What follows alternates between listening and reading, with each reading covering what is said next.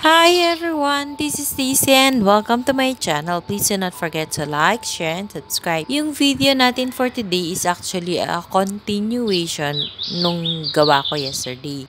So, same day ko sila ginawa, but this time, yung part na aayusin natin is yung part ng birds arrangement.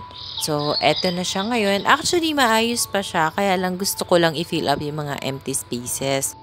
So, let's start by removing yung mga dried leaves and yung mga namatay na sakis. Baka man naiwan pa yung mga roots nila. And then, i-check din natin kung may ants. Then, mag-remove din tayo ng ibang succulents na sa tingin ko ay hindi na bagay o hindi na maganda dun sa arrangement. So, nung una, ang plano ko is itrim ko lang tong firestorm kasi okay pa naman siya. Kaya lang, tinanggal ko din yung afterglow. Pero eventually, tinuso ko lang din yung mga firestorm na kinat ko. Kasi yung isa naman parang pangit naman yung tubo ng pagka-stem. So, kinat ko.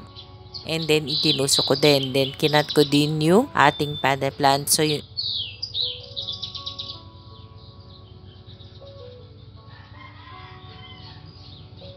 tingnan niyo yung panda plant. Ang ganda. Purple yung ilalim. Tapos stripes na white and green naman yung top. Pero iba-iba yung color niya kahit isang stem lang siya.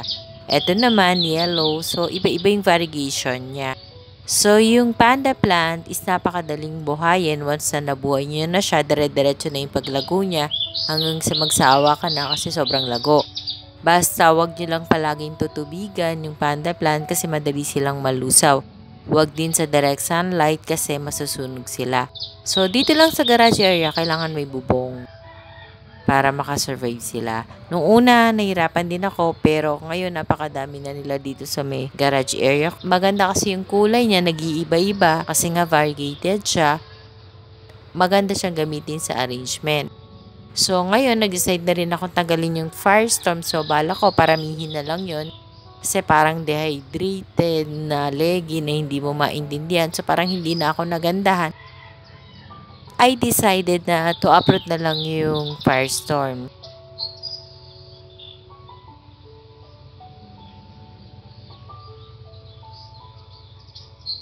And then, ibalik ko tong isang stem ng panda plant. Kasi makulay siya, maganda siyang ilagay dun sa back part. Kasi colorful din yung mga birds. So, madali lang naman itanim yung panda plant eh. Basta malambot yung soil, itusok mo lang siya. Kasi pag matigas yung soil, madaling mabali yung stem ng panda plant. So, inilagay ko din dito yung naka-air dry nating afterglow. Kasi dry naman na yung stem niya. And then, nilagay ko sa back part yung stone na nakalagay dati dito sa harap. And then, meron ditong twin head Echeveria na hindi ko alam yung ID pero whitish yung color niya. So, tinanggalan ko din siya ng dried leaves and I'm holding a brush na manipis lang kasi yung mga singit-singit nung Echeveria dun sa gitna is medumi. I have to brush it off.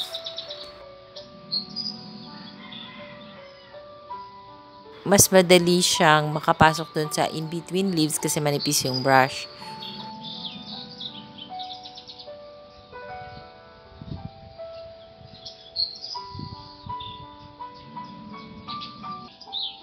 Ilalagay ko sana tong pretty in pink dito.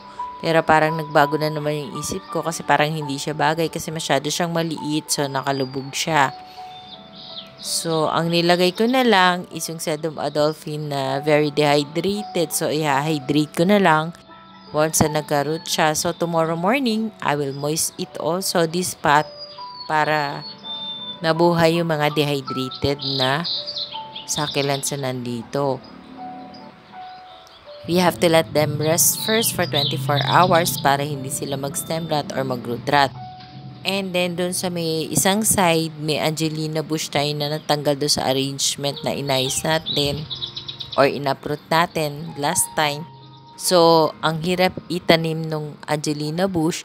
Actually, nahihirapan akong buhayin yung Angelina bush. Pag nag-lash na siya, biglang natutuyo yung mga leaves niya. Pag naman diniligan mo, parang nabubulok na hindi ko maintindihan.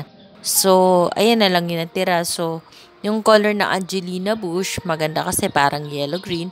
So, it add colors to the arrangement. Kaya nilagay ko siya doon sa isang side. Since konti lang siya, kaya doon ko na lang siya nilagay. And then, I will be adding some cuttings dito sa may harap ng Black Dragon na Haworthia. So, yung Black Dragon, madidescribe ko siya as color black na Haworthia. So, ayoko siyang i-uproot kasi nag-iisa lang tong Black Dragon Haworthia ko. And since well-rooted na siya, baka mamatay. Alam mo yun, minsan kasi maselan sila pag nagagalaw talaga yung ugat. So, I'm not sure if growing season ngayon ng mga Haworthia, so ayoko siyang i-uproot. So, yung nilagay kong Angelina bush dun sa harap ng zebra plant, nagbago na naman ang isip ko. Nilipat ko na lang lahat dun sa side na malapit sa topsy-turvy.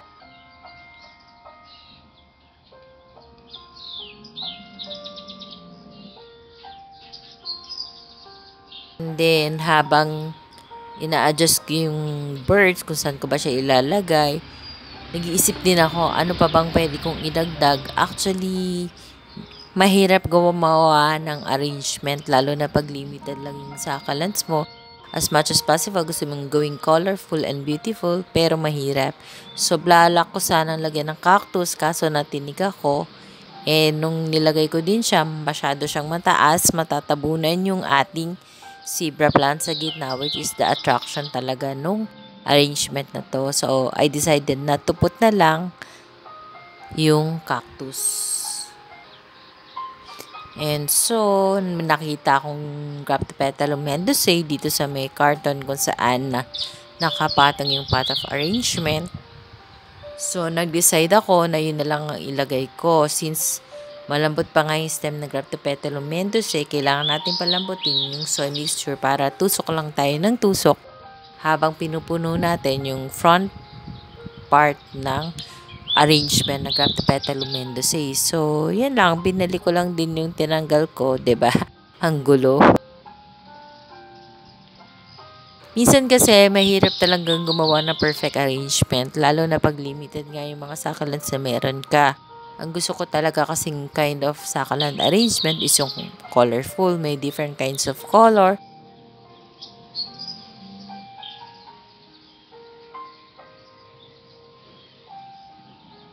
But since hindi naman talaga marami ang ating collection and we are just going to use yung mga in-uproot natin from the old arrangement, so let's just make use of what we have here para hindi rin naman sila masayang. And then eventually, mapupuno rin naman natin siguro yung pot.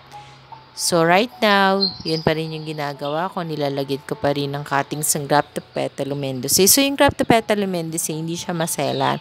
Kahit bagong cut siya, tapos tinusok mo siya, magkakarots yun dyan. Basta make sure na dry yung potting mix at huwag nyo kagad i-moist or diligan. Siguro after 24 hours or 12 hours, pwede nang i-moist. Basta mag-close lang yung pinagkatan nyo na stem. So, yung sinishare ko based on my experience. Sa iba kasi gumagana yung pagka kinatila, minomoist nila, gumagana. Pero, in my experience, hindi kasi nag-work yung ganun eh. So, mataas kasi ang humidity namin dito sa Silang Cavite. So, usually, pag ginagawa ko yung ganung moisting, nagra-rot, stem rot, or root rot yung nangyayari. So, diba, lahat ng maliliit na nakuha nating Echeveria or succulents from the pots of arrangement na nilinis natin, hindi ko talaga tinapon. Ito yung magiging use na ngayon is yung gagamitin mo siya sa mga pot of arrangement, lalo na if you are planning to make a pot full of succulents katulad nitong ganitong arrangement. It can fill up the small spaces.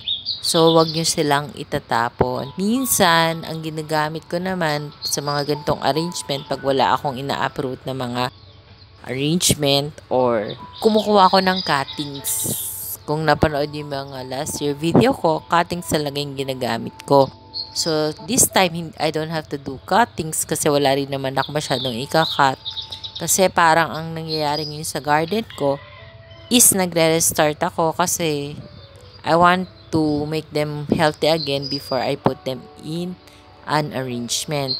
Unfortunately, wala kasi akong pot na maliliit para ipat sila and then to make them blush and then use them for arrangement. So, ang ginawa ko na lang, diniretso ko na lang muna sila to fill up or to fix this old arrangement ko. Kailangan ko rin naman silang ayusin dahil hindi na rin naman sila maganda and soon, aayusin ko din naman talaga. So, we're almost done.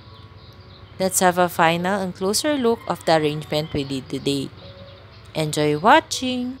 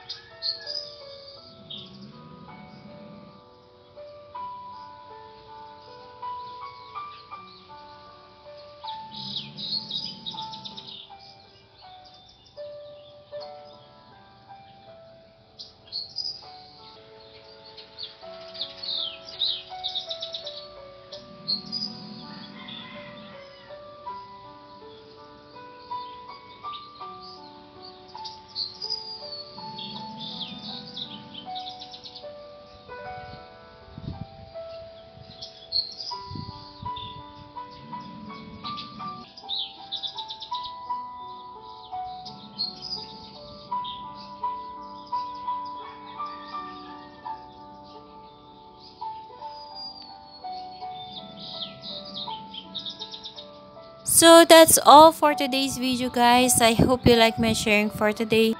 Thank you for watching. Please do not forget to subscribe and share my video to your family, friends, and relatives. Bye for now. See you on my next video. Bye. God bless us all. Bye.